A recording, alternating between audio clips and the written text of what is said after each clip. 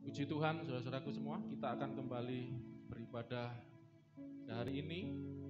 Kita mau datang kepada Tuhan, kita mau bersekutu dengan Dia, kita mau menikmati Dia. Dan kita percaya, seperti yang dijanjikan oleh Tuhan Yesus sendiri, bahwa 2 atau 3 orang berkumpul dalam namaku, aku pasti hadir tengah-tengah mereka. Dan kita percaya dalam ibadah kita, setiap kita beribadah, kita bersekutu dengan Tuhan. Dia hadir, saudara. Dia ada bersama kita, Dia ada di tengah-tengah kita. Kita bisa menikmati, merasakan. Memang kita tidak bisa melihat Tuhan, karena Allah itu roh. Tapi kita bisa merasakan Dia, merasakan cintanya, merasakan kebaikannya, merasakan kasihnya, kemurahannya, kuasanya. Karena itu mari kita bersungguh-sungguh dalam ibadah saat ini. Baik yang ada di gereja maupun yang ada di rumah. Setiap Anda yang melihat tayangan ini, mari ambil waktu sungguh-sungguh. Buka hati sungguh-sungguh. Izinkan Tuhan datang dalam hidup Anda, hadir dalam hidup Anda. Karena Allah kita, Yesus kita, namanya Immanuel, yang artinya Allah bersama umatnya, Allah menyertai umatnya, Allah berdiam di tengah-tengah umatnya. Dan biarlah melalui ibadah ini kita dapat menikmati Dia, kita dapat merasakan, kita dapat bersekutu, berkomunitas dengan Dia. Dan Dia adalah Bapa kita, Bapa yang baik, sahabat yang baik. Mari temukan kekuatanmu di dalam Dia. Dia adalah sumber hidupmu, sumber kekuatanmu, sumber pertolonganmu, sumber berkatmu. Apapun yang kau butuhkan, sumber jawaban dari setiap pertanyaan-pertanyaan hidupmu, dari setiap pergumulan-pergumulan hidupmu, dari setiap apapun yang kau hadapi, Tuhan Yesus adalah jawabannya. Mari kita datang dan mengakui bahwa Dia adalah Tuhan penguasa atas hidup kita, dan kita adalah milik-Nya, dan Dia akan selalu menjaga milik-Nya, bahkan seperti biji matanya sendiri, kata firman Tuhan. Sama-sama pujikan. Aku milik-Mu, ku berserah kepadamu seluruh hidupku, seluruh hidupku. Kau genggam dalam tangan. Sekali lagi, aku milik-Mu ya Tuhan, aku milik-Mu, ku berserah kepadamu seluruh hidupku, seluruh hidupku.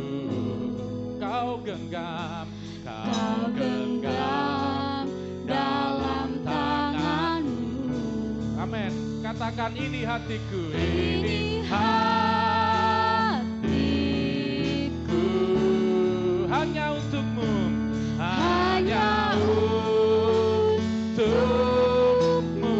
Ini jiwaku, ini jiwaku,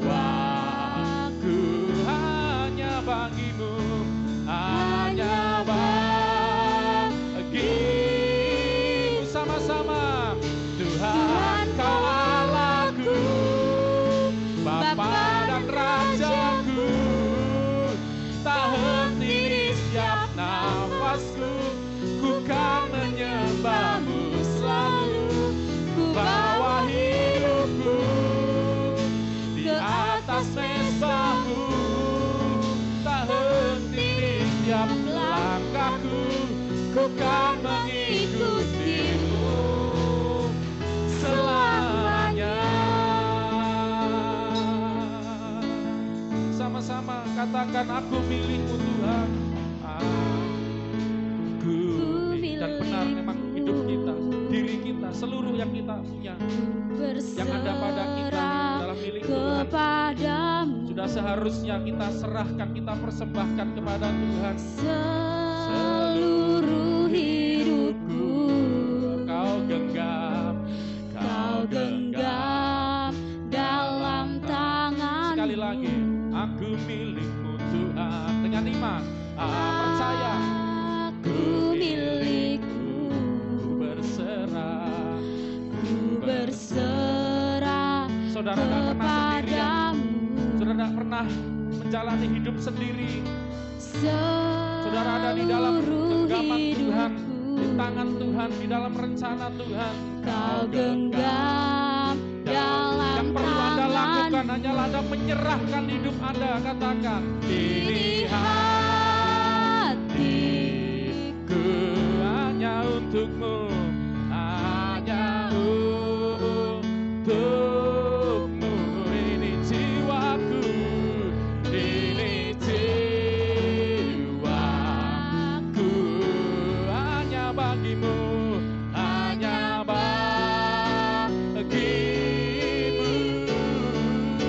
Tuhan, kau Allahku, kau Bapakku, engkau Rajaku. Tak henti di setiap nafasku, ku kan menyembahmu selalu. Tawa hidupku di atas mezbahmu, tak henti di setiap langkahku, ku kan mengikutimu. Tuhan, kau Allahku, Bapa dan Rajaku, tak henti di setiap nafasku, ku kan menyembahmu selalu.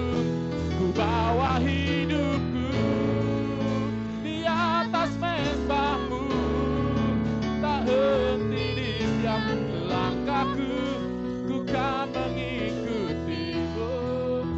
Tuhan, kau Allahku, Bapa dan Rajaku, tak henti di setiap nafasku, ku kan menyembahmu selalu.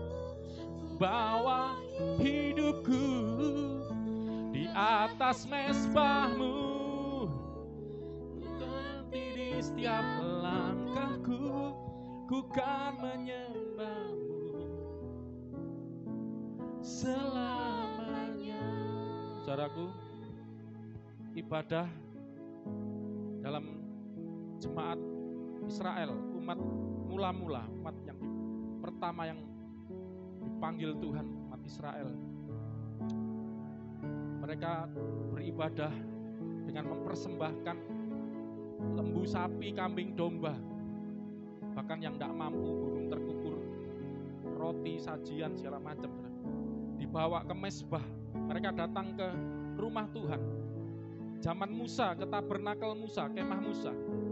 Kemudian mereka juga datang ke baitnya Salomo, ke bait Allah. Mereka membawa persembahan-persembahan itu untuk dipersembahkan di atas mezbah. Mezbah adalah tempat untuk persembahan, saudara. Ada dua jenis mezbah, mezbah korban bakaran, mezbah dupa.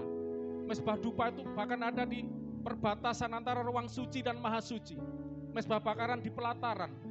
Ini adalah mezbah, adalah tempat untuk mempersembahkan persembahan untuk Tuhan. Tapi puji Tuhan, setelah Yesus datang, waktu mati di atas kayu salib, terjadi gempa bumi, gelap gulita 3 jam, tabir bait Allah terbelah. Saat itulah dimulai era yang baru, zaman anugerah. Karena Yesus sudah mempersembahkan dirinya sebagai korban yang sempurna, sekali dan untuk selama-lamanya. Yang mempersembahkan tubuhnya sebagai manusia, sebagai persembahan yang sempurna, berkenan kepada Allah, sehingga tidak perlu ada lagi korban-korban seperti hukum Taurat. Itu adalah bayangan dari korban yang sejati, yaitu Yesus Kristus. Yesus sudah mempersembahkan dirinya, yang membawa darahnya untuk penebusan bagi umat manusia. Dan saudara, setelah kita percaya kepada Yesus, memang kita tidak perlu seperti Tuhan Yesus sampai mempersembahkan darah, nyawa kita. Tetapi sebenarnya ini bermakna rohani, yaitu kita sebagai orang-orang yang percaya kepada Yesus, sebagai anak-anak Bapa di sorga, kita juga mau mempersembahkan yang berkenan kepada Bapa di sorga, yaitu hidup kita, hidup kita, hidup kita, hidup kita, kita persembahkan seluruh hidup kita. Mezbah adalah tempat persembahan, dan hidup kita serahkan. Itulah mezbah. Kita datang ke gereja bukan hanya sekedar rutinitas, karena hari Minggu kita wajib, bukan sebagai kewajiban. Tetapi setiap kita datang ke gereja, jadikan gereja itu sebagai mezbah, persembahan hidupmu. Ketika Anda datang beribadah kepada Tuhan, persembahkan, ini hatiku, ini jiwaku, ini hidupku, aku persembahkan Tuhan. Supaya hidup Anda miliknya Tuhan, hidup Anda dipakai Tuhan, hidup Anda memuliakan Tuhan. Itulah ibadahmu yang sejati, kata firman Tuhan. Persembahkanlah tubuhmu, hidupmu sebagai persembahan yang hidup, yang kudus, yang berkenan, tak bercacat, sebagai ibadahmu yang sejati. Ibadah bukan ketika Anda datang ke gereja. Anda bisa datang ke gereja, tapi kalau Anda tidak mempersembahkan hidupmu, itu bukan ibadah yang sejati. Engkau mungkin bisa baca Alkitab, engkau bisa berdoa, engkau bisa menyanyi di atas mimbar, memimpin pujian, memimpin penyembahan, main musik, bahkan berkhotbah sekalipun. Tapi kalau kau tidak persembahkan hidupmu, tidak ada penyerahan hidup, tidak ada artinya. Itu bukan persembahan. Mari setiap kita Anda di sini, kita yang melayani di mimbar, Anda yang sedang beribadah, baik di gereja ini, di rumah, Anda sedang persembahkan hidupmu. Anda persembahkan waktumu, Anda persembahkan segenap hati jiwamu. Jangan sampai kau ada di tempat ini, tubuhmu di sini, tapi hatimu, jiwamu di tempat yang lain. Juga saudara yang melihat tayangan ini, jangan sampai tayangan ini kau nyalakan, engkau lihat, tapi hatimu gak ada di situ, jiwamu gak ada di ibadah ini. Mari saudaraku, kita mau berikan persembahan yang terbaik. Kita mau benar-benar beribadah dengan sungguh-sungguh, ibadah yang sejati melalui pujian ini. Mari, biar persembahanmu menjadi dupa yang harum, persembahan yang harum berkenan kepada Tuhan. Sama-sama, aku milikmu, ku berserah kepadamu, seluruh hidupku kau genggam dalam tanganmu. Ini hatiku, ini hatiku,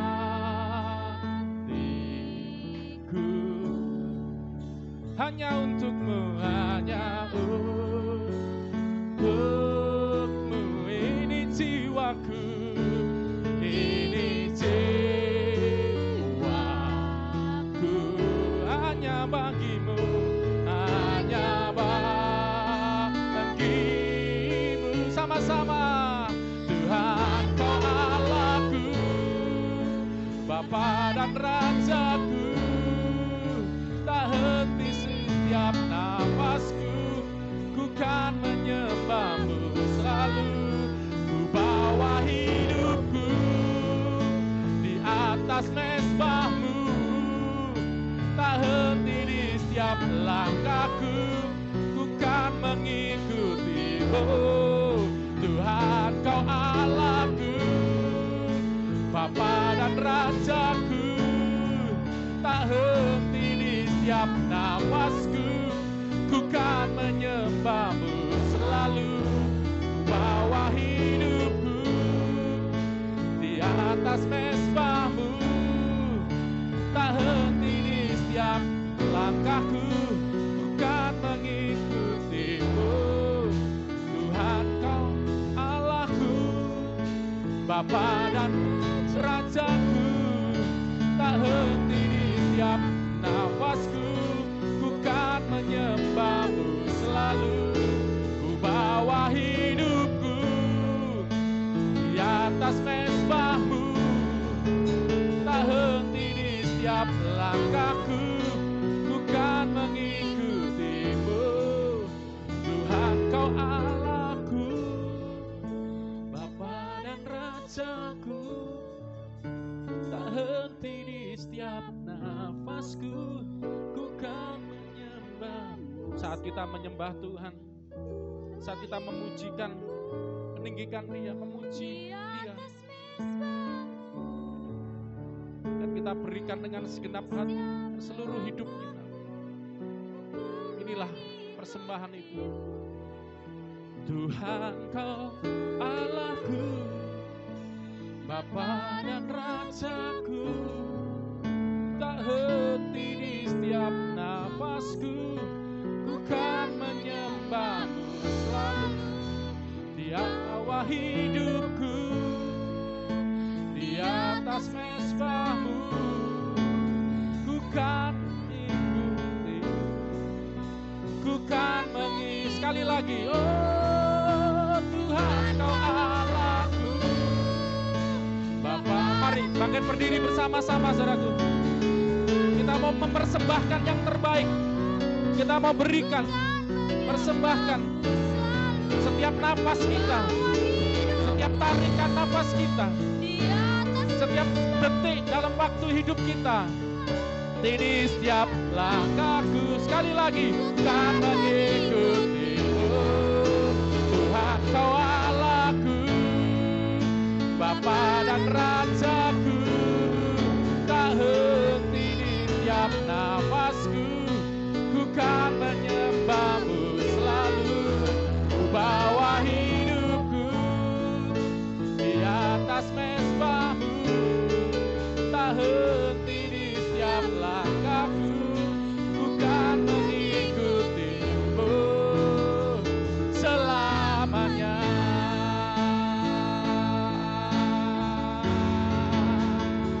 Selamanya.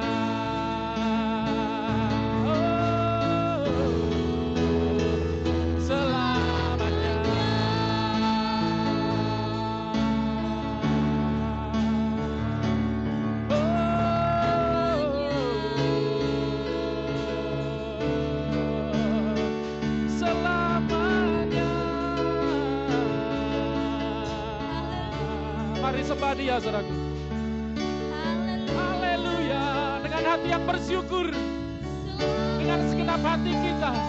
Haleluya. Alkitab berkata, persembahkanlah syukur sebagai korban. Haleluya. Apapun keadaanmu, apapun situasimu, bersyukurlah kepada Tuhan. Haleluya. Bersyukur, bersyukur, dan bersyukur. Persembahkan hormat, pujian, juga syukur, kata firman Tuhan. Haleluya. Oh Bapa,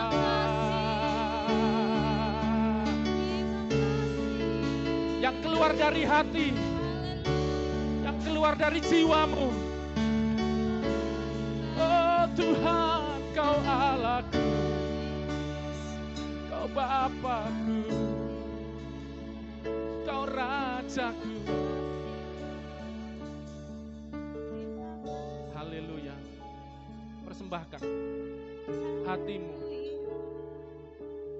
jiwamu, akal budimu, dan segenap kekuatanmu. Kasihilah Tuhan.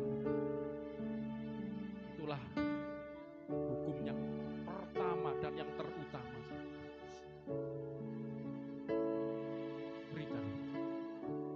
ingat, hidupmu telah dibeli, tubuhmu telah dibeli, bukan milikmu lagi.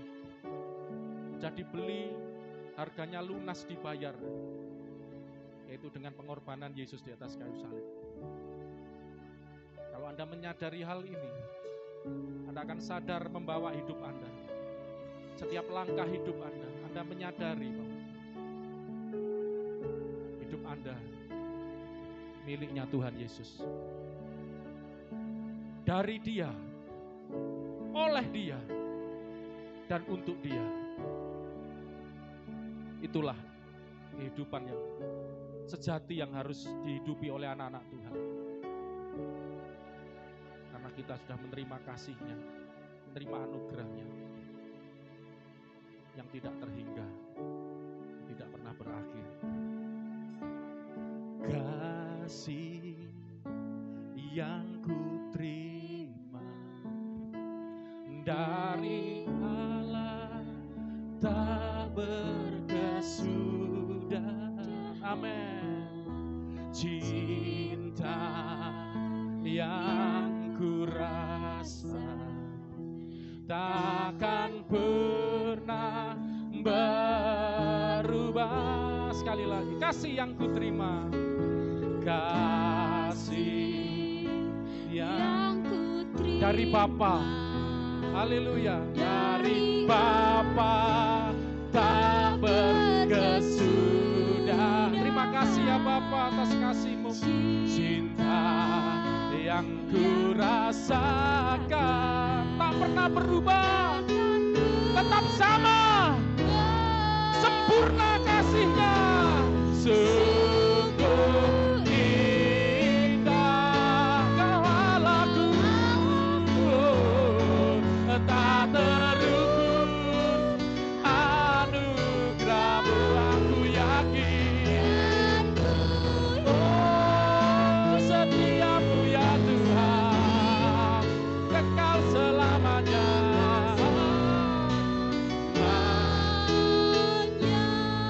Saudara-saudara, anak-anak Tuhan perlu ngerti hal ini, saudaraku. Bahwa kalau Tuhan mengasihi Anda, bukan karena Anda baik, bukan karena kita baik, bukan karena kita tidak berbuat kesalahan lagi, tidak pernah salah, tidak pernah gagal, tidak pernah keliru, tidak pernah mempermalukan Tuhan. Tuhan mengasihi kita bukan karena performance kita, bukan karena kebaikan kita. Tapi Alkitab berkata, God is love. Allah adalah kasih. Allah itu setia. Allah tidak bisa untuk tidak mengasihi. Bahkan Alkitab berkata, sekalipun kamu tidak setia, Allah tetap setia. Kenapa? Karena Allah tidak bisa memungkiri dirinya sendiri. Karena Allah adalah kasih. Allah adalah setia. Dia tidak bisa untuk tidak mengasihi. Dia tidak bisa untuk tidak setia. Itulah nature-nya Allah. Itulah pribadinya Allah kita. Bapa di sorga yang kita kenal melalui Yesus Kristus. Apapun keadaanmu hari ini, saudaraku, percaya engkau menerima, engkau sudah menerima kasih yang indah, cinta yang tidak berkesudahan, tidak pernah berakhir. Maaf, orang tuamu mungkin bisa berhenti mencintaimu, berhenti memperhatikan suamimu, istrimu, anakmu, bisa mengecewakan pasanganmu. Cintanya mungkin bisa berubah. Tapi kita bersyukur mengenal Bapa yang tidak pernah berhenti mencintai dan mengasihi kita. Kasih yang ku terima dari Allah tak berkesudahan. Cinta yang ku rasa tak pernah berubah, takkan pernah sekali lagi, kasih yang ku terima dari Bapa, saudaraku. Allah itu Bapa kita. Kita katakan dari Bapa tak Kau Bapakku, Kau Bapa yang baik, cintamu ya Bapa aku rasakan, takkan pernah berubah. Sungguh how beautiful, beautiful is your love. Oh haleluya, tak terukur anugerahmu, dan ku yakin setiamu kekal selama. Sungguh indah, sama-sama. Sungguh indah Kau Allahku. Begitu indah cintanya Bapa kepada saudara dan saya. Bukan seperti cinta, kasih yang ada di dunia ini, tapi kasih Bapa di surgawi, setia, kekal buat saudara dan saya. Oh, sungguh indah, Kau Bapakku, oh, Kau Bapakku, tak terukur anugerahmu. Oh, dan ku yakin, setiamu kekal selamanya, Kau selamanya.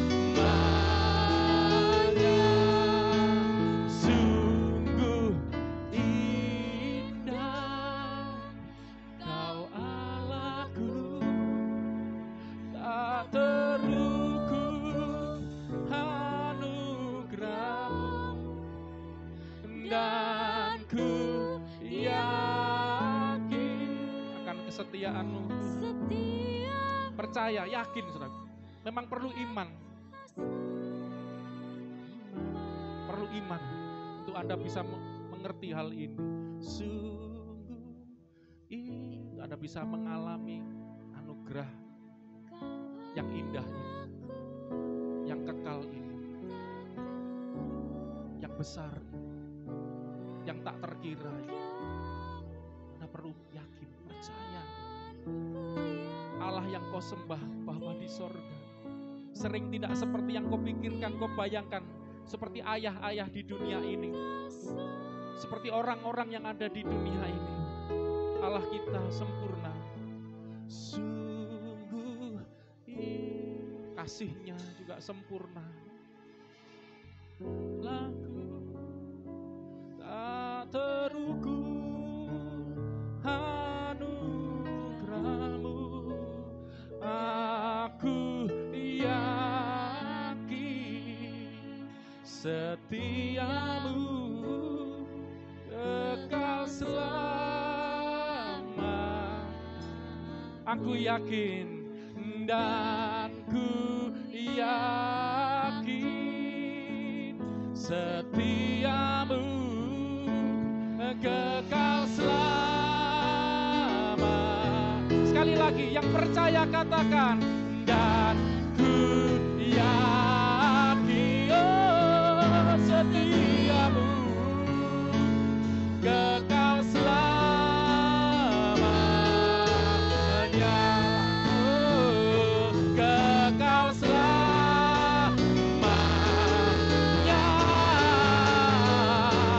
kekal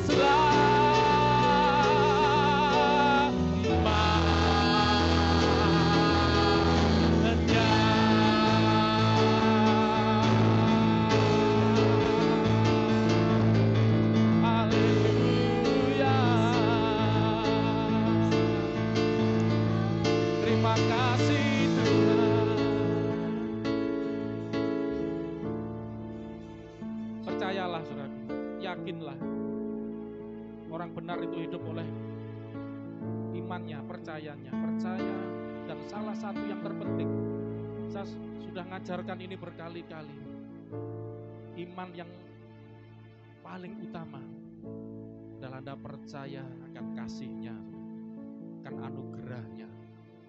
Percaya bahwa Karena begitu besar Allah mengasihimu, makanya dia mengaruniakan Yesus Kristus, anaknya yang turun ke dunia, firman-Nya yang diutusnya ke dunia untuk menjadi manusia, untuk berkorban sebagai manusia, mati di salib untuk menebus dosa saudara dan saya, supaya kita menerima cintanya, menerima pengampunannya, penebusannya, sehingga kita tidak lagi hidup di bawah kutuk, tidak lagi hidup di bawah dosa, tapi kita hidup di bawah anugerah-Nya. Ucap syukur, dan anugerah-Nya itu kekal, tidak berubah, cintanya tidak pernah berubah. Ucap syukur, percaya, apapun keadaan, Tuhan tetap setia, dan bahkan Dia mau mengubah hidupmu. Dia mau mengubah hidup kita, untuk kita serupa, menjadi serupa sesuai dengan tema di gereja kita. Kita diubahnya, dilahirkannya kembali menjadi manusia baru. Kita ditumbuhkannya menjadi manusia rohani, dan kita diserupakannya menjadi serupa dengan Yesus Kristus, sempurna seperti itu. Itulah rencana Allah yang kekal buat saudara dan saya. Hiduplah, percayalah atas rencananya yang indah dalam nama Yesus, yang siap menerima karya Allah lebih lagi dalam hidupnya dan mendengar firman-Nya. Katakan sama-sama, amin. Puji Tuhan. Silakan duduk saudara. Haleluya. Kita akan melanjutkan pelajaran firman Tuhan yang kita sudah belajar beberapa waktu ini, saudara. Kita bersyukur kita mengenal akan cintanya, anugerahnya. Kita sudah menyembah Tuhan ini, saudara, menikmati hadiratnya sekitar setengah jam ya, tidak terasa, saudara ya. Kalau kita benar-benar benar-benar sungguh-sungguh ya, merindukan Tuhan, mencari Tuhan, itu ibadah itu enggak kerasa, saudara. Ya, enggak terasa. Kalau maaf ya, kadang-kadang saya lihat di beberapa tempat, kalau saya melihat ibadah selalu lihat jam. Saya enggak menikmati ya, kapan cepat selesai. Tapi kalau Anda mengenal Dia, Anda bersekutu dengan Dia sungguh-sungguh, rasanya itu kayak waktu itu enggak terasa. Alkitab katakan 1 hari kayak 1000 tahun. Wah, luar biasa Tuhan. Dan kita akan kembali belajar firman Tuhan, saudara. Di mana saya langsung aja ya, minggu lalu saya ngajarkan tentang rencana Tuhan yang kekal ya. Kekal itu adalah jangka yang tidak bisa diukur dengan jangka waktunya manusia. Kekal itu juga tidak bisa berubah. Maksudnya begini, kalau manusia itu kan punya jangka waktu. Jangka pendek, punya rencana, jangka menengah, rencana saya apa, jangka panjang ya. Itu pun terbatas. Tapi Allah itu kekal, itu rencananya kekal, itu tidak bisa diukur dengan jangka pendek, jangka menengah, jangka panjang. Ya, kekal itu saya sudah katakan tidak ada awalnya, tidak ada akhirnya gitu. Ya, tidak berkesudahan, tidak berawal, tidak berakhir. Dan tidak pernah berubah. Jadi saudara perlu mengerti ini kenapa gitu, saudara. Karena memang keadaan dunia ini berubah, dunia ini selalu berubah. Sehingga ada istilah, hanya ada satu yang tidak berubah di dunia ini, yaitu apa, saudaraku? Perubahan itu sendiri. Nah, ini kan kalimat yang luar biasa ya, diputer-puter gitu. Jadi di dunia ini semua pasti berubah. Halo, paham ya? Semua pasti berubah. Manusia dari bayi kan berubah. Mulai masa kanak-kanak, remaja, dewa berubah. Rambut juga berubah.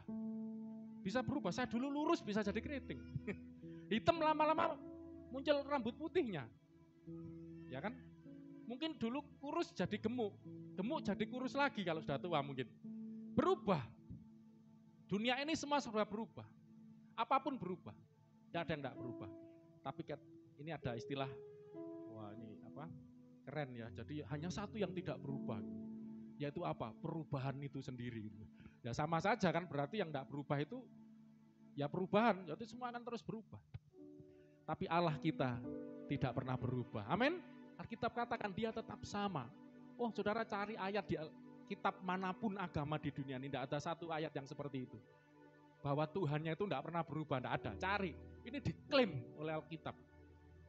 Tuhan kita, Yesus kita tetap sama. Dulu, sekarang, selama-lamanya, tidak pernah berubah. Lah, kalau pribadinya saja tidak berubah, seperti pujian kita, cintanya, kasihnya juga enggak berubah. Ya, kalau minggu lalu kita belajar rencananya juga enggak berubah, manusia bisa punya berubah rencana. Ya, Mbak Sri, Mas Denis, saya seneng goda nih. Rencana pernikahan aja bisa berubah, ya kan? Dirubah pastornya, jangan kawin dulu, corona. Belum siap, nyelengi dulu, lo bisa berubah.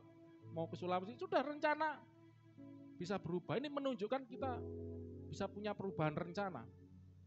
Sekolah bisa pindah, kerja bisa berubah.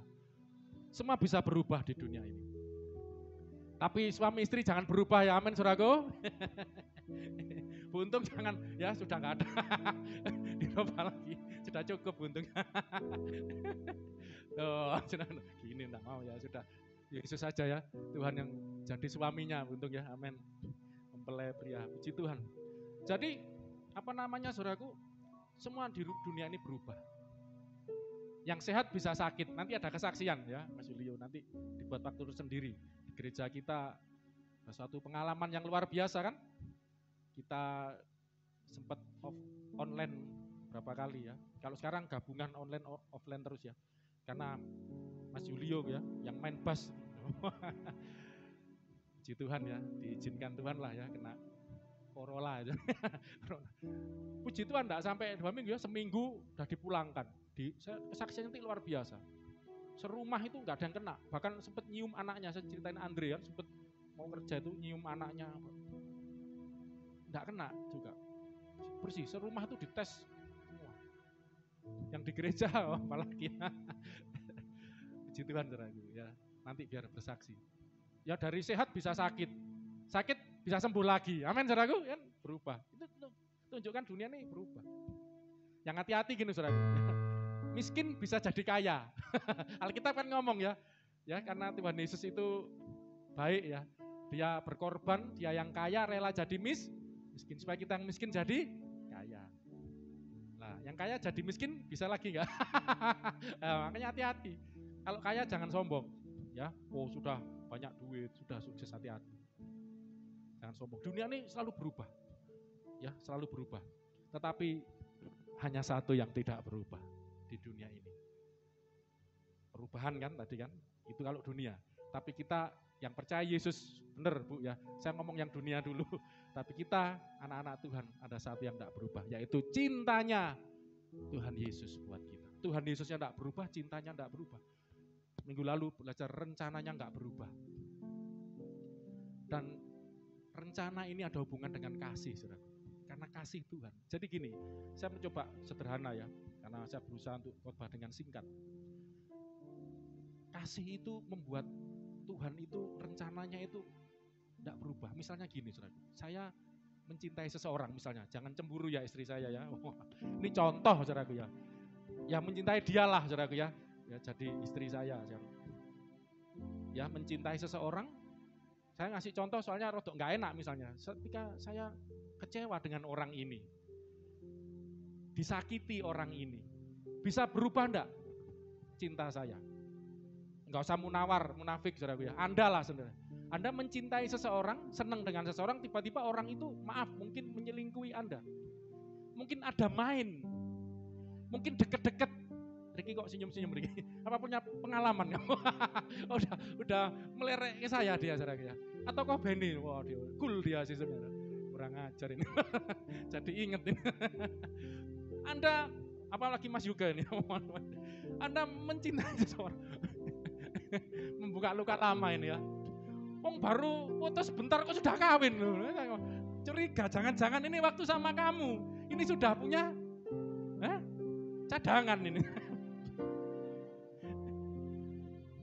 Iya memang bukan jodoh, langsung dijawab. Bukan jodoh, enggak maksud saya enggak bahas itu.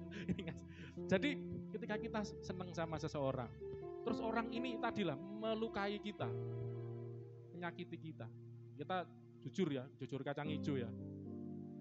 Cintamu berubah apa enggak? care-mu, perhatianmu, kepedulianmu berubah atau enggak?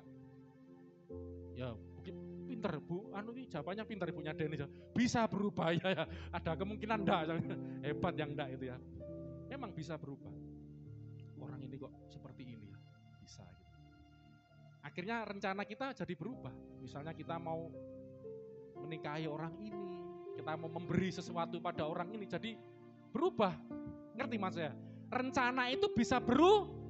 Apa yang kita rencanakan untuk sesuatu untuk orang ini jadi berubah.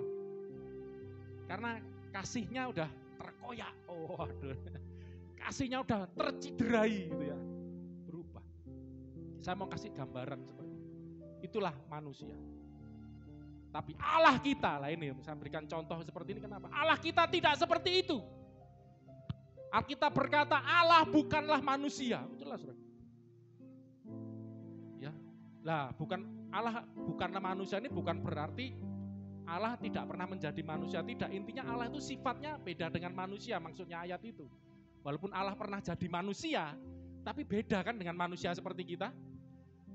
Nabi pun yang manusia, Yesus bukan nabi biasa. Dia juga nabi, dia imam, dia raja, Mesias.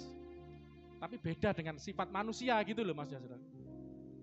Mana ada nabi, cari di seluruh Alkitab kita. Nabi siapapun pernah mengajar love your enemy. Kasihilah musuhmu.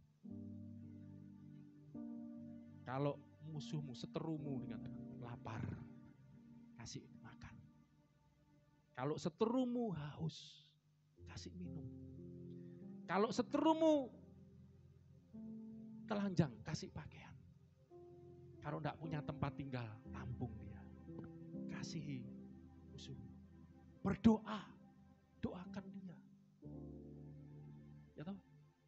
Ampuni dia, doakan dia. Yang terakhir saya ingat, berkatilah dia. Suruh berkati musuh. Gak ada yang seperti itu. Makanya walaupun Allah pernah menjelma jadi manusia di dalam Yesus Kristus, tapi dia tidak bersifat manusiawi, sarkikos. Saya pernah ngajar ya. Kita kan disuruh, sambil nginget manusia rohani. Apa bahasa Yunaninya? Allah kali. Buntung. Pneumatikos. Pneuma itu kan roh, manusia rohani. Kita bukan sarkikos. Janganlah kamu hidup secara sarkikos, duniawi, daging. Yesus tidak hidup dalam daging. Walaupun di dunia tidak hidup secara dunia.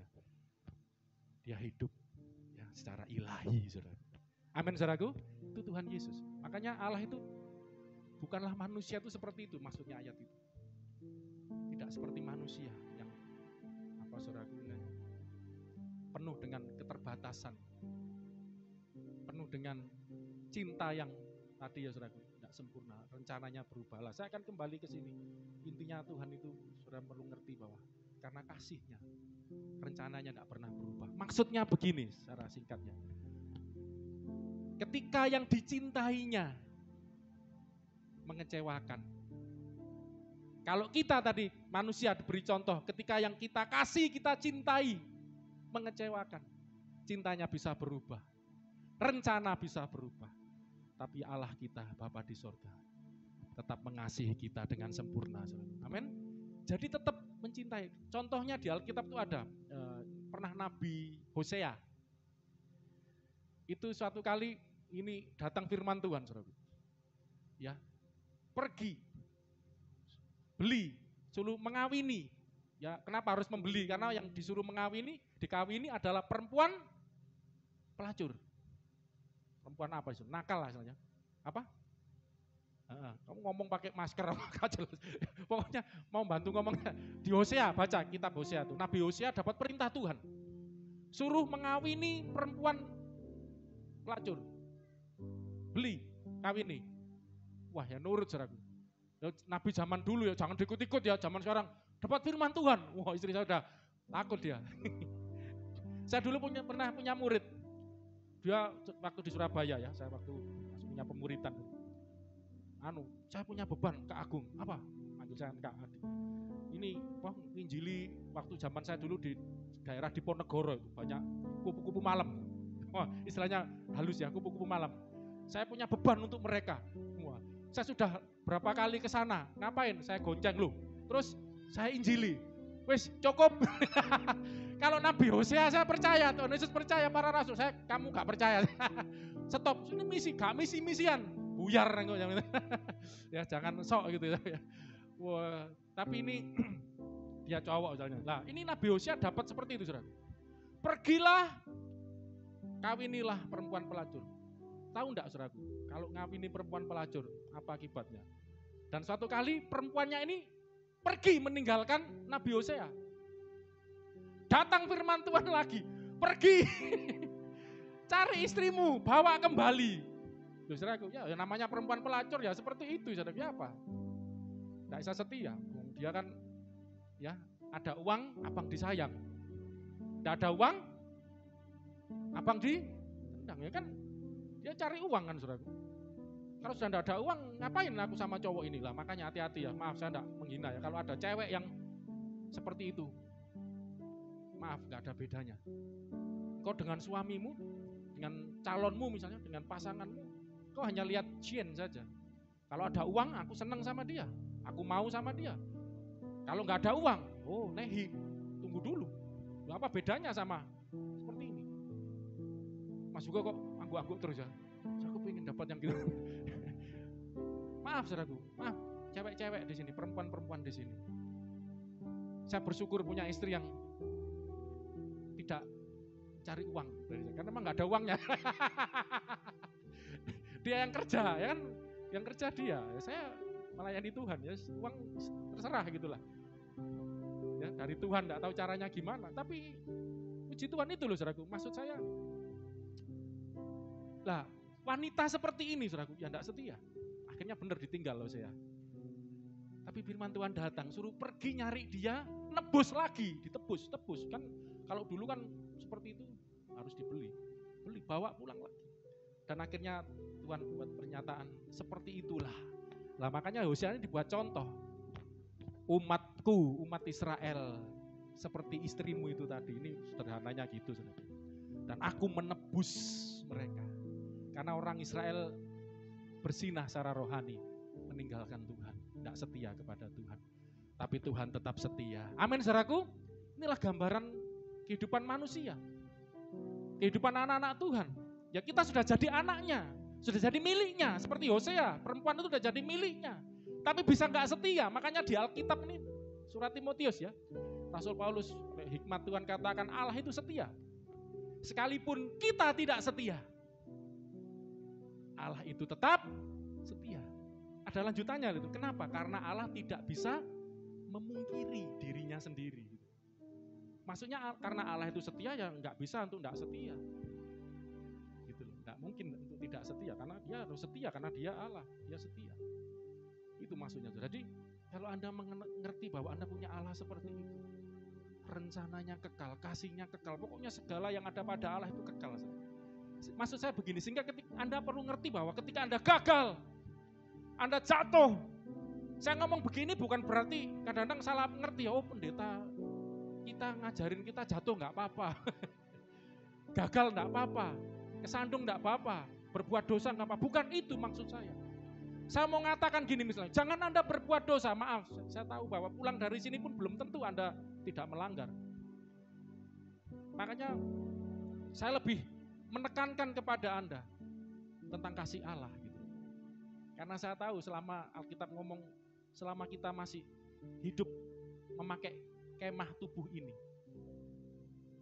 tubuh dosa ini, saudara, kita sudah pernah belajar ya. Dosa itu akan selalu menggoda manusia. Ya, makanya kenapa Tuhan Yesus sediakan penebusan, saudara.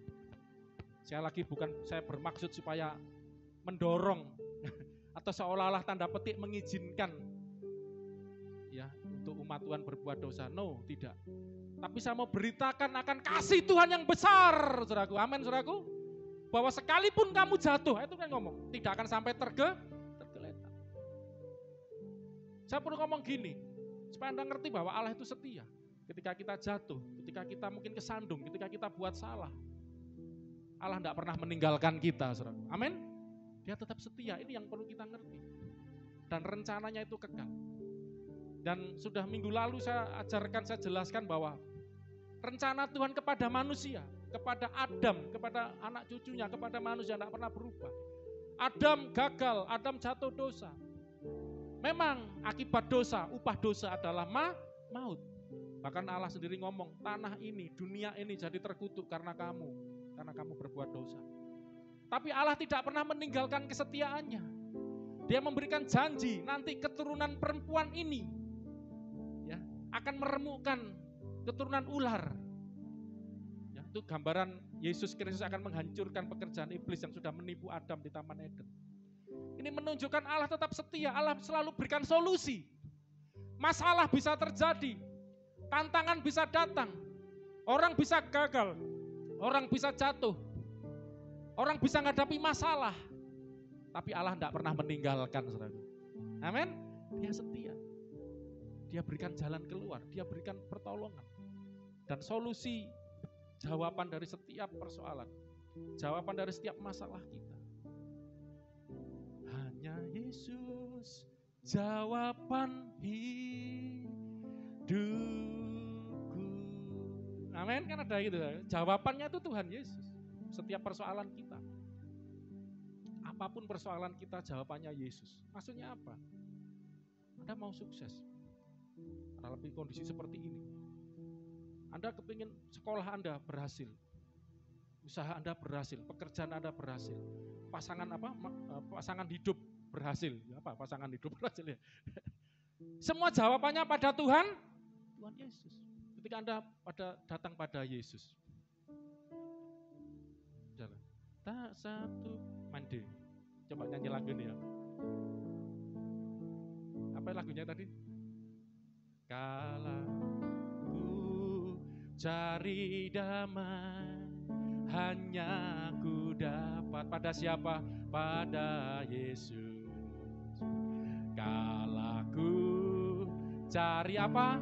Ketenangan, hanya ku temui di dalam Yesus. Tak satu pun dapat menghiburku, tak seorang pun dapat. Hanya siapa? Hanya Yesus, jawaban hidup. Sampai situ aja kan? Hanya Yesus, jawaban hidup. Jadi Yesus itu jawaban buat setiap apa yang kita perlukan, kita butuhkan. Dan dia setia. Dan rencananya tidak pernah berubah, kasihnya tidak pernah berubah. Ketika manusia gagal, manusia bisa berubah, manusia bisa gagal. Manusia bisa tidak setia, tapi Tuhan tidak pernah tidak setia. Ya, sehingga ketika Adam jatuh, manusia jatuh. Bisa saja kan, aku akan menghapuskan umat manusia, sempat terbukti zaman Nuh.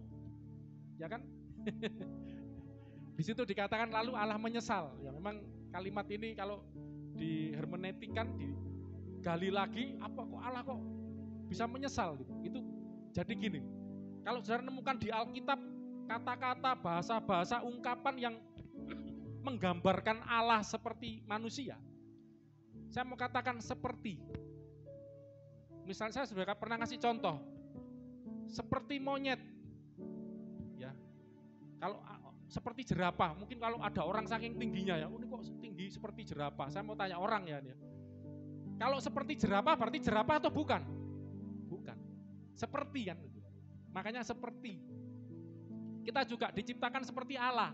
Kita bukan Allah tapi seperti. Allah juga gitu. Allah tidak. Ya memang dia digambarkan di Alkitab itu seperti manusia dalam arti sifat-sifat untuk supaya yang membaca Alkitab ini ngerti. Karena Alkitab berbicara pada manusia, harus pakai bahasa manusia. Supaya kita ngerti, makanya ada di situ Allah sempat menyesal gitu loh kira-kira. Allah menyesal ketika dunia dihapus dengan air bah. Tapi dia tetap pilih Nuh dan seisi keluarganya diselamatkan. Itu bukti kesetiaan Allah. Dengan kata lain begini, sebetulnya seharusnya seluruh umat manusia itu Kejadian pasal 6 baca. Manusia itu rusak, manusia itu tambah jahat kata Alkitab. Tambah jahat, tambah jahat, tambah jahat, tambah jahat. Dosanya itu tambah jahat. Sehingga layak untuk dimusnahkan. Tapi Tuhan memilih Nuh dan sisi keluarganya. ada anugerah, keselamatan, diselamatkan. Dan dari situlah manusia terus berkembang biak sampai sekarang. Saya mau tunjukkan ini, bahkan minggu lalu saya katakan melalui wabah corona ini. Saya katakan jangan takut, jangan khawatir, manusia tidak akan punah. Saudara. Dinosaurus bisa punah. Banyak tumbuh-tumbuhan, binatang-binatang yang sudah punah. Flora, fauna bisa, yang dulu ada sekarang tidak ada. Bahkan pulau bisa lenyap, ada ya, pulau terkikis ya, pulau kecil-kecil, banyak pulau-pulau hilang. Hilang entah kemana, pulau kok bisa hilang. Dunia ini bisa berubah, lenyap. Tapi rencana Tuhan tidak pernah berakhir terhadap manusia juga. Tuhan punya rencana manusia diciptakan serupa dan segambar dengan Tuhan. Itu rencana Tuhan dari semula. Dan itu tidak pernah berubah. Manusia bisa rusak gambar diri Allah yang ada pada dirinya. Alkitab katakan Roma 3:23. Karena semua manusia sudah berbuat dosa. Dan kehilangan, Roma 3:23. Dan kehilangan kemuliaan Allah. Jadi manusia itu diciptakan menurut rupa dan gambar Allah. Memiliki kemuliaan Allah. Tapi akibat dosa, semua manusia telah berbuat dosa. Dan telah kehilangan kemuliaan Allah. Sesuatu yang hilang. Uang saya hilang. Berarti sebelumnya punya uang atau enggak? Punya. Karena punya terus hilang. Sebelumnya ada. Ini kemuliaannya hilang. Kemuliaan Allah yang ada dalam diri manusia sebelumnya hilang. Akibat apa, saudaraku? Dosa. Ini loh. Kemuliaan Allah di dalam diri manusia bisa hilang. Tapi kasih Allah tidak hilang, saudaraku. Amin? Enggak hilang. Memang dosa ini membuat manusia jatuh. Kehilangan kemuliaan. Tidak mulia lagi istilahnya. Makanya Yesus rela kaya, mulia, jadi hina. Makanya maaf saudaraku, ini gambaran luar biasa. Yesus waktu di kayu salib, itu sampai, maaf ya, telanjang sebetulnya. Memang di lukisan ya, enggak mungkin saudara ya digambar telanjang. Dipermalukan, diambil semua jubahnya, bajunya. Sudah enggak ada apa-apa lagi. Padahal dia adalah pribadi yang agung dan mulia. Makanya dikatakan yang Yesus itu waktu di kayu salib yang kaya rela jadi miskin. Supaya kita miskin jadi kaya. Dia yang tidak berdosa dibuat menjadi berdosa karena kita. Jadi tidak berdosa jadi berdosa. Di kayu salib itu kan terkutuklah orang yang tergantung di kayu salib. Akibat dosa. Supaya kita yang berdosa dibenarkan. Yesus yang mulia menjadi hina. Najis. Supaya kita yang hina menjadi mulia. Ini rencana Tuhan. Di kayu salib itu luar biasa, ada pertukaran di situ. Kalau kita percaya ini, oh iya. Karena manusia sudah kehilangan kemuliaan. Makanya Yesus datang untuk memulihkan. Inilah rencana Tuhan yang luar biasa, saudara, sempurna. Ya, tidak pernah berubah. Coba satu ayat saja minggu lalu sudah saya sampaikan. Roma 8:29. Roma 8:29. Ini rencana Tuhan tidak pernah berubah. Sama satu ayat lagi, setelah itu kita berdoa. Panjang-panjang. Roma 8:29 ini minggu lalu sudah. Nanti saya tambah satu ayat lagi. Kita baca sama-sama. 1, 2, 3.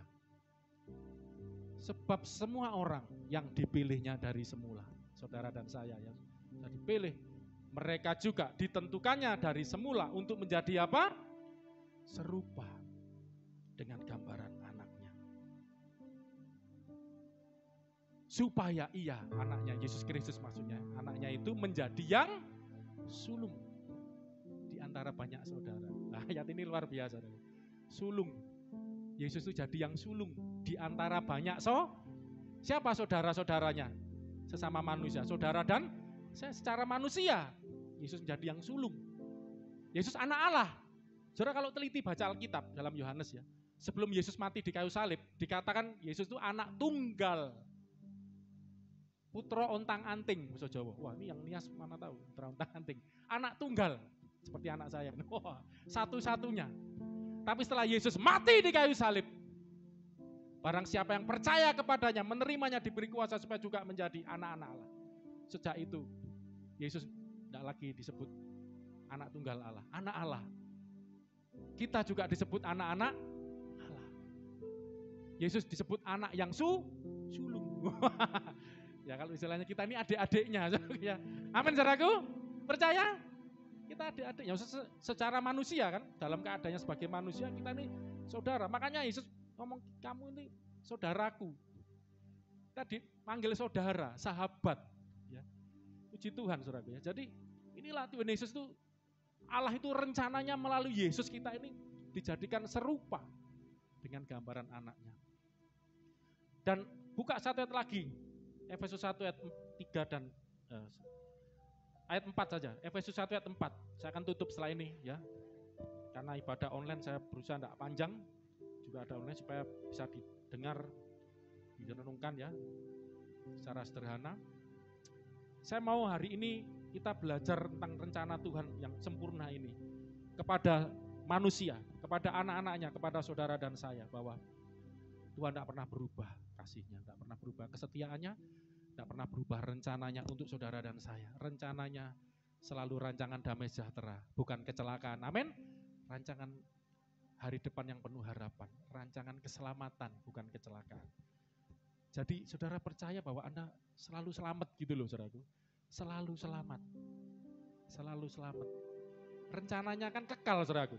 Makanya ada istilah Calvin, sekali selamat tetap selamat. Ayo ngomong bersama-sama dengan 1, 2, 3. 1, 2, 3. Sekali diselamatkan tetap diselamatkan. Atau secara ringkas, sekali selamat tetap selamat. 1, 2, 3. Sekali selamat tetap selamat. Itu kan rencananya kekal kan, enggak mungkin berubah-berubah. Kamu hari ini selamat ya, besok enggak selamat lagi kamu. Itu bukan Allah namanya ya, enggak berkuasa. Allah itu berkuasa. Sekali Anda diselamatkan, sudah dipanggil tadi sejak semula, dipilihnya sejak semula, ditentukannya sejak semula. Makanya di teologi itu ada pelajaran predestinasi, bahasa Inggris dari destiny. Apa itu destiny? Tujuan, penentuan, takdir, nasib. Ditentukan, dinasibkan, ditakdirkan sejak semula. Ya. Ini ayatnya juga, salah satu ayat pendukungnya untuk kita menjadi serupa dengan anaknya atau diselamatkan. Ini rencana Tuhan kekal. Baca sekali lagi ayat ini. Kita setelah ini akan berdoa. Efesus 1 ayat 4. 1, 2, 3. Sebab di dalam Dia, ini Yesus maksudnya ya. Di dalam Yesus. Maaf. Bukan di dalam yang lain, nabi yang lain, nabi siapapun, Musa kayak, siapapun kayak, enggak. Ini di dalam Dia ini menunjuk kepada Yesus. Nabi tidak menyelamatkan, nabi juga perlu diselamatkan. Bahkan ada nabi juga perlu didoakan. Ada kan? Tapi Yesus enggak perlu berdoa. Saya punya di rumah gambar Yesus berdoa untukmu. Malah sebagai manusia Dia jadi imam berdoa buat kita. Nah di sini kita ngerti bahwa di dalam Dia ini yang dimaksud Yesus. Sebab di dalam Dia, di dalam Tuhan Yesus. Baca sama-sama, Allah telah memilih kita. Orang-orang yang percaya pada Yesus tadi. Yesus jadi yang sulung di antara banyak saudara. Wah, kita direncanakan serupa dengan Yesus. Anaknya yang itu. Supaya kita, Allah telah memilih kita kapan saudaraku? Allah memilih kita kapan? Sebelum dunia dijadikan. Bayangkan. Dunia belum dijadikan. Allah loh sudah milih. Loh ini namanya Allah saudaraku ya. Kalau dadaan bukan Allah namanya. Ini aja tak pilih. Kelihatannya itu yang baik. Itu bukan Allah. Pilih-pilih namanya itu. Tapi Allah sudah merencanakan. Ini makanya saya katakan kekal itu tadi saudaraku. Sebelum waktu ada. Waktu itu kan kronologi waktunya manusia. Ada kairos waktunya Tuhan. Sebelum, ini kairos saudara. Sebelum dunia dijadikan. Allah telah memilih saudara dan saya. Makanya saya mau katakan, dengar baik-baik.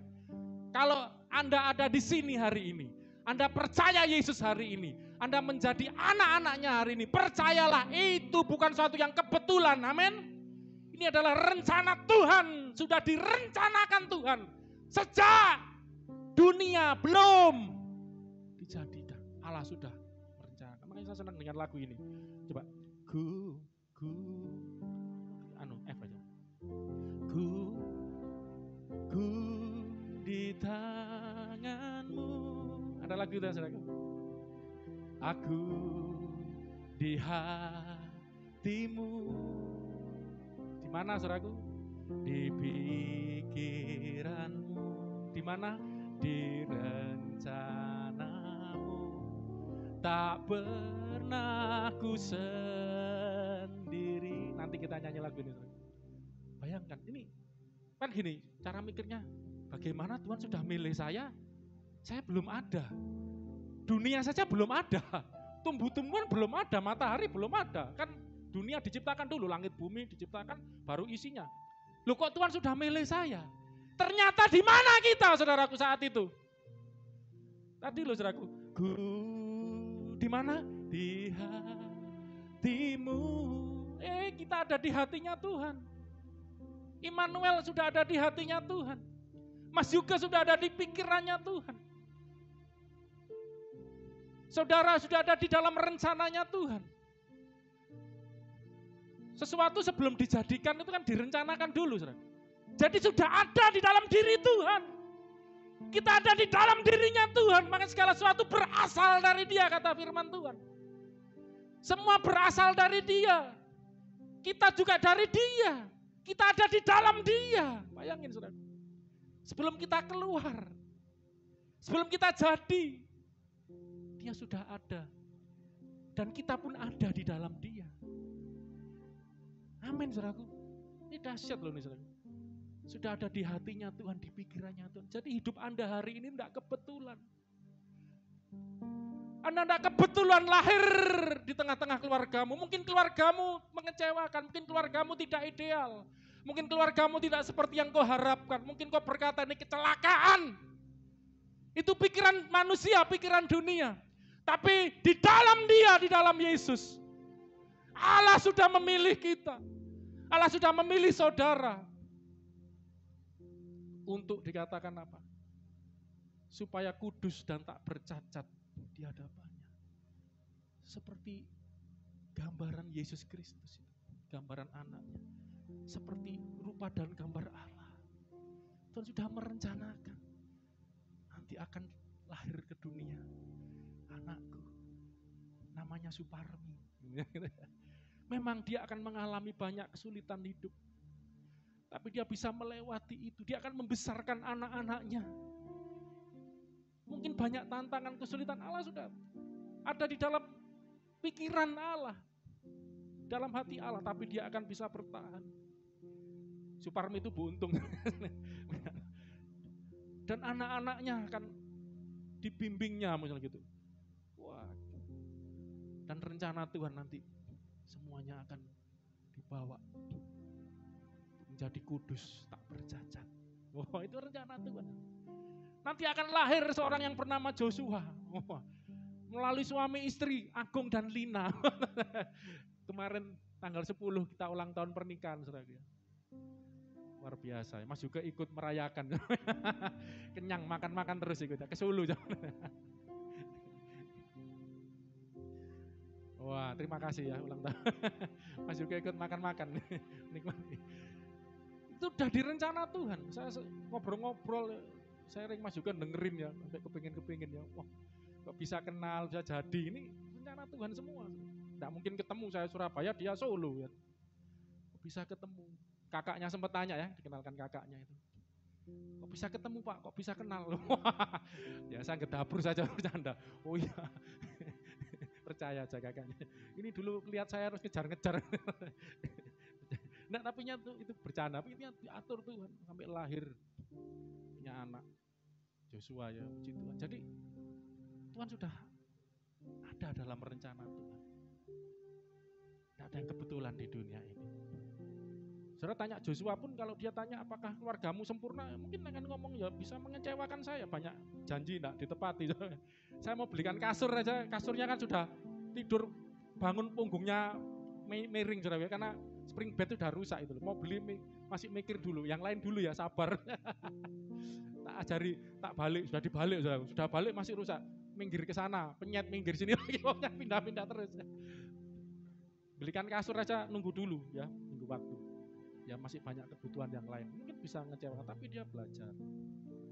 Ini enggak kebetulan, sampai dia punya cita-cita, aku mau nanti lebih sukses dari papaku loh. Senang saudara kan harus gitu kan, mosok ya kan anak kan harus lebih. Makanya saya baru ngerti kenapa Yesus ngomong, kalau kamu percaya kepada aku, kamu akan melakukan perkara-perkara yang besar, bahkan lebih besar dari yang pernah aku lakukan. Ini kan ya bapak selalu kepingin anaknya lebih baik, lebih besar.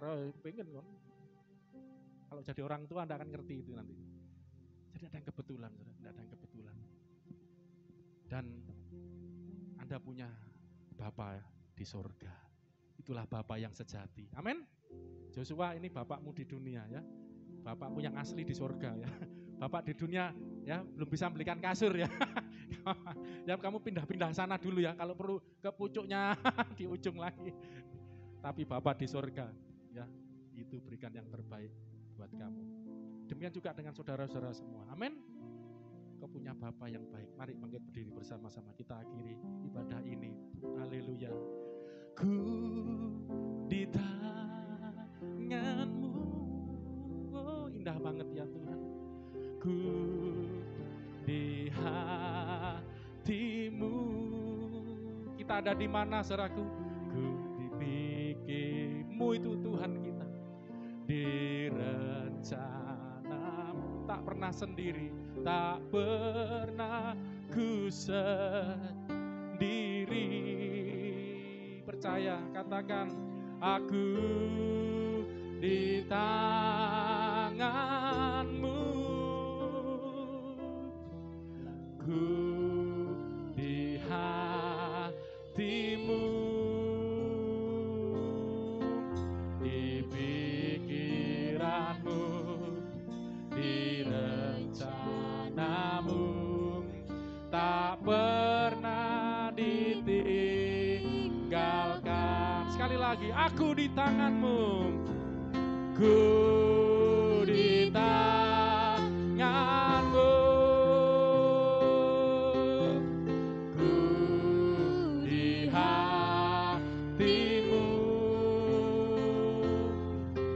di pikiran-Mu, di rencana-Mu, tak pernah ku sendiri. Terima kasih Tuhan, ku Di tangan, aku di hati-Mu,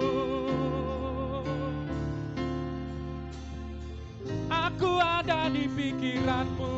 Terima kasih di rencana-Mu, rencana-Mu tak pernah ditinggalkan. Saya mau tanya saudaraku, coba renungkan, apa yang sering ada di dalam hati Anda? Apa yang sering ada di pikiran Anda? Apa yang sering Anda rencanakan? Apakah di hatimu, di pikiranmu, kau mikirkan Tuhan? Ataukah hatimu, pikiranmu penuh dengan perkara-perkara dunia? Perkara-perkara yang lain, perkara-perkara daging, perkara-perkara yang diri sendiri, menyenangkan diri sendiri, kepentingan diri sendiri. Tapi dengar baik-baik, ketahuilah saudaraku, yang ada di hatinya Tuhan, yang ada di pikirannya Tuhan adalah engkau. Ya, engkau saudara. Baik yang di tempat ini maupun kau yang ada di rumah melihat tayangan ini. Dengar firman Tuhan. Yang ada di hatinya Tuhan, yang ada di pikirannya Tuhan adalah engkau. Adalah engkau saudara. Dia selalu memikirkan engkau. Kau selalu ada di hatinya. Itulah Bapa yang baik. Itulah Bapa kita di sorga. Tidak pernah membiarkan kau sendiri. Jangan pernah engkau menganggap engkau sendirian. Tidak ada yang memperhatikanku, tidak ada yang memperdulikanku, tidak ada yang ngurusi aku. No. Kalau kau mengenal dengan baik, kau ginosko, engkau memiliki ginosko, pengenalan akan Allah. Engkau akan tahu bahwa Dia begitu mengasihi, Dia begitu peduli dengan engkau. Engkau ada di hatinya, engkau ada di pikirannya. Terima kasih Tuhan. Sekali lagi pujikan pujian ini, saudara. Aku di hatimu. Haleluya. Ku di hati tanganmu. Amin. Ku di hatimu, di pikiranmu, di rencanamu, tak pernah ku sendiri. Haleluya. di tanganmu, Terima kasih Tuhan. ku di hatimu, Di pikiranmu, di pikiranmu, di rencanamu, tak pernah ditinggal. Sekali lagi, aku di tanganmu, ku di tanganmu, aku di hatimu. Haleluya. Ku di hati, aku di pikiranmu ya Tuhan. Di pikiranmu, di rencana, tak pernah ku sendiri, tak pernah ku sendiri. Aku di hatimu, di hati tanganmu. Amin. Di hatimu, ku di hatimu, di pikiranmu, di rencanamu, tak pernah ditinggal. Saya tadi sempat mencari ayatnya pujian ini. Kok bisa kita ada di tangan Tuhan? Salah satu ayatnya di Yesaya 49 ayat 16, saya bacakan untuk Anda. Yesaya 49 ayat 16. Lihat, aku telah melukiskan engkau di telapak tanganku. Tembok-tembokmu tetap di ruang mataku. Kalau saya gambarkan, saudaraku, kalau zaman sekarang mungkin, kalau Anda mungkin kangen dengan seseorang, entah orang tua kangen dengan anaknya, anak dengan orang tua atau siapa, Anda lihat foto, saudara. Lihat foto di tangan Anda. Tembok-tembokmu tetap di ruang mataku. Bayangkan, ini Tuhan ngomong seperti ini, saudara. Lihat, aku melukiskan engkau di telapak tanganku. Tembok-tembokmu tetap di ruang mataku. Bayangkan. Banyak pujian ini luar biasa mengatakan, kita selalu ada di hatinya Tuhan, kita selalu ada di pikirannya Tuhan, kita selalu ada di matanya Tuhan. Tuhan selalu memandang kepada kita, matanya tertuju kepada kita. Tetapi pertanyaannya, apakah mata kita tertuju kepada Dia? Tapi yang pasti Alkitab berkata, tembok-tembokmu tetap di ruang mataku. Saudara dan saya ada di depan mata Tuhan. Selalu Tuhan melihat Anda. Matanya selalu tertuju kepada Anda.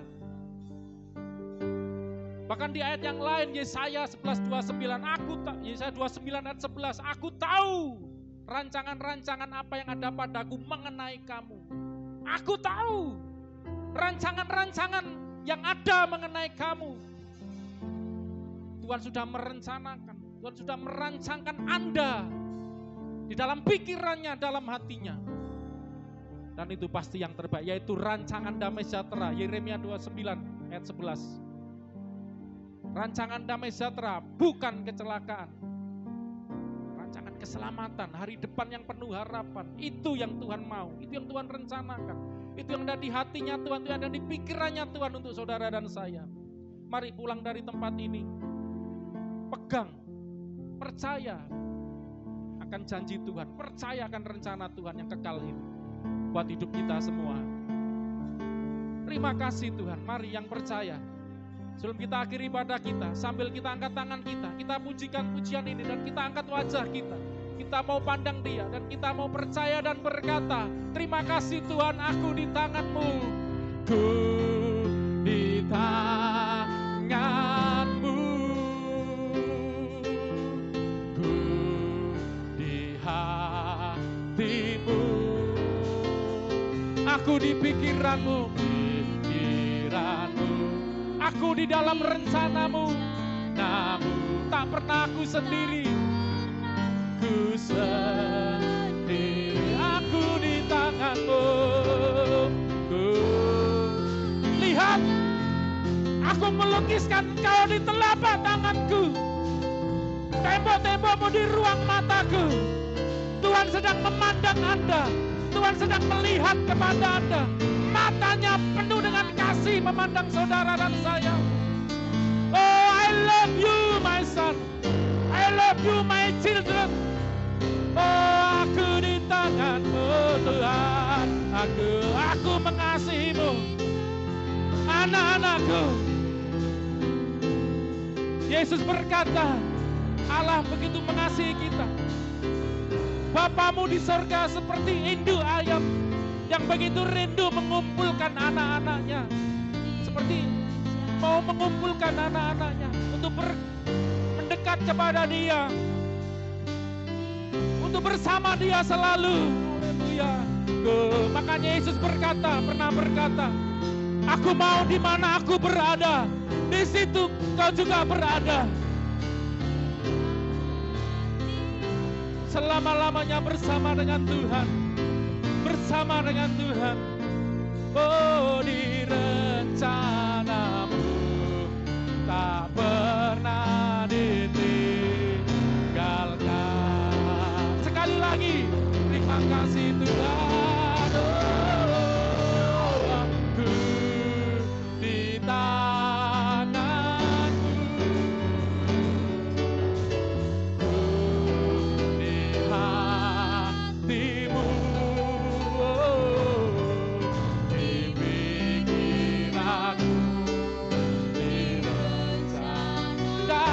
Sendiri, ku sendiri, aku di tangan-Mu.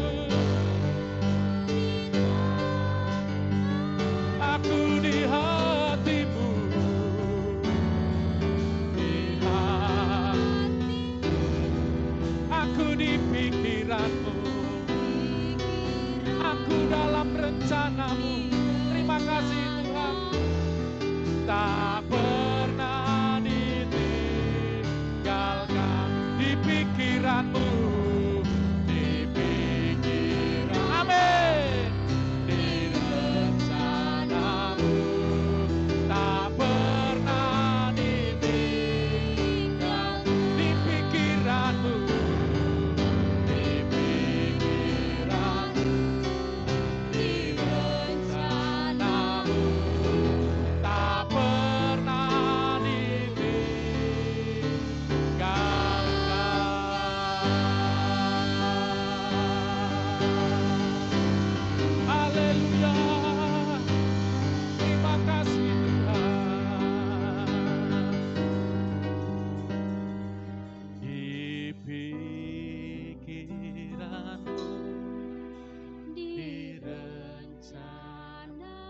Di pikiran-Mu, terima kasih Tuhan.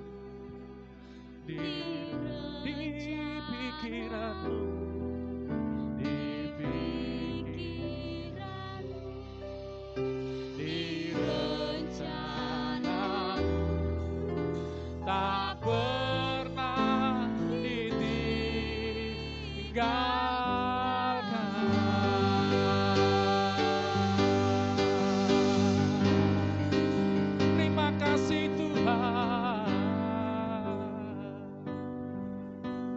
Terima kasih buat firman-Mu, buat janji-Mu, buat kebenaran-Mu,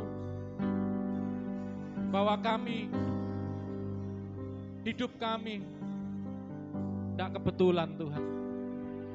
Hidup kami bukan hidup yang tidak ada artinya, tapi hidup kami sejak semula sudah Engkau rencanakan, sudah Engkau tentukan sejak semula, sudah ada di hatimu, ada di pikiranmu, bahkan sebelum segala sesuatu dijadikan.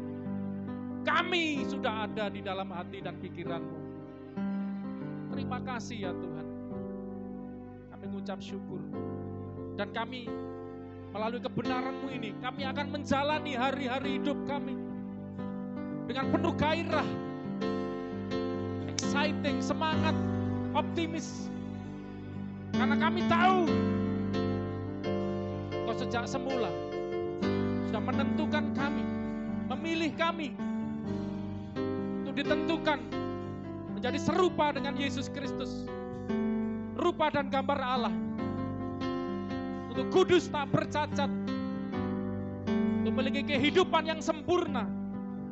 Walaupun sempat jatuh, kehilangan kemuliaan Allah, tapi Yesus datang untuk memulihkan, untuk mengembalikan, untuk melahirkan kami kembali, memiliki kehidupan yang baru, penuh dengan kemuliaan Allah. Dan kami sekarang menjadi anak-anak Allah yang maha tinggi, menjadi anak-anak Allah yang hidup di dalam kemuliaan Allah. Terima kasih Bapa dalam nama Yesus. Firman-Mu sudah diberitakan, dan biarlah hamba-Mu berdoa setiap firman yang diberitakan, firman itu seperti benih yang jatuh di tanah yang baik, tanah yang subur, dan akan bertumbuh dan berbuah-buah berlipat-lipat kali ganda. Terima kasih Bapa dalam nama Yesus Kristus.